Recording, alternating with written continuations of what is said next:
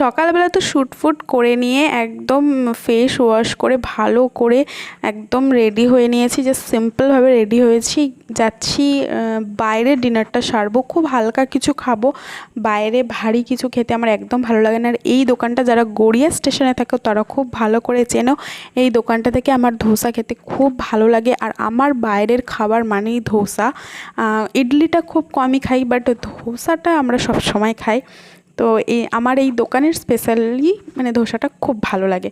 তারপর মেলায় ঢুকতে গিয়ে হয়ে গেল তো একটা কাণ্ড, মানে কাণ্ড বলতে সেরকম কিছু নয়, মেলায় তো আগেও এসেছি, বাট এখানে দেখো জাস্ট আমি পুলিশ বাবুকে ধাক্কা মেরে চলে যাচ্ছি। মানে বুঝতে পারছো কোথায় যাচ্ছে আমার খেয়াল কোন দিকে আমি নিজেও জানি না। তো যাই হোক ধাক্কা টাক্কা মেরে তো এগিয়ে তো এলাম, কিন্তু দেখলাম সামনে বেশ সুন্দর সুন্দর আংটি। আংটি দেখলে কেন জানি না মনে হয় যে কিনি কিনি। এর আগেও অনেকগুলো আংটি কিনেছিলাম, সেগুলো সব নষ্ট হয়ে গেছে। তো ভাবলাম যে এখান থেকে খুব সুন্দর সুন্দর আংটি আছে, কিনেই নিই, আসল না হোক নকল তো পরতেই পারি, তাই না? তো যাই হোক এখানে দেখলাম তারপরে সোফার দোকান বসেছে। এর আগে একদিন এসেছিলাম কিন্তু এই দোকানটা কিন্তু ছিল না।